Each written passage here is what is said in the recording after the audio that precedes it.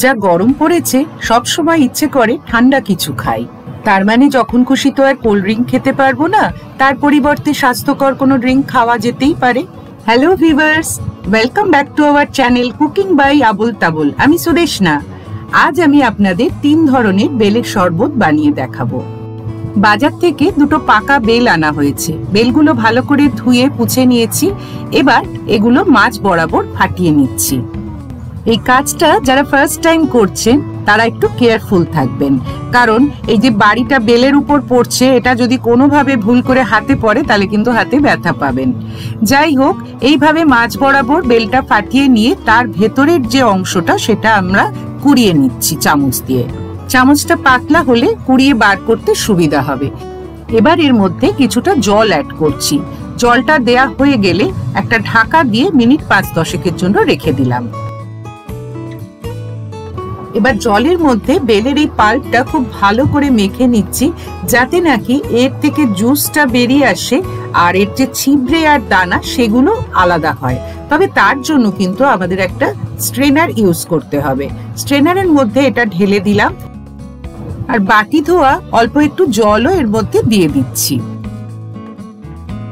এবার খুব ভালো করে বেলের এই পাল্প থেকে জুসটা বের করে নিতে হবে। সামনেই কিন্তু নীল ষষ্ঠী।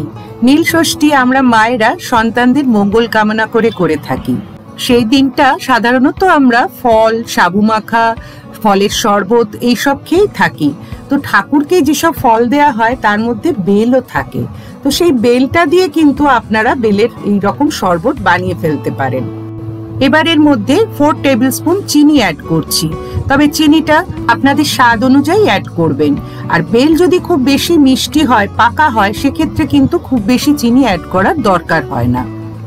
এর মধ্যে বেলের জুসটা ঢেলে নিচ্ছি, যাতে পরবর্তীকালে গ্লাসে ঢালতে আমার সুবিধা হয়। 3 রকম শরবতের মধ্যে প্রথমটা আমি দেখাবো দই দিয়ে, তাই 2 টেবিল স্পুন উঁচু করে একটা গ্লাসে দই নিয়ে সেটা খুব ভালো করে ফেটিয়ে নিলাম।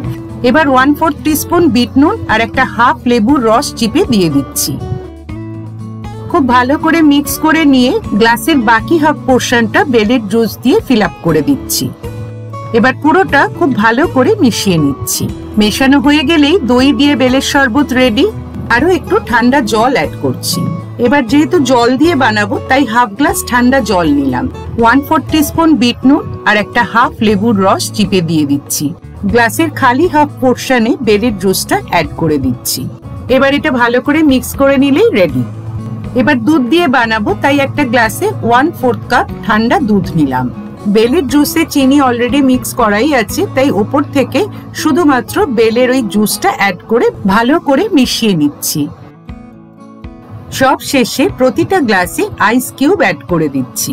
দই দিয়ে বেলের পানা বা বেলের শরবত বানানোর ভিডিও কিন্তু অলরেডি আমাদের চ্যানেলে আপলোড করা আছে, বাট আজকে আমি জল, দই ও দুধ দিয়ে 3 রকম ভাবে বেলের শরবত বানিয়ে আপনাদের দেখালাম। যারা এগুলো খেতে ভালোবাসেন কিন্তু এখনো বাড়িতে বানিয়ে উঠতে পারেননি, তাদের আশা করি এই ভিডিওটা কাজে লাগবে।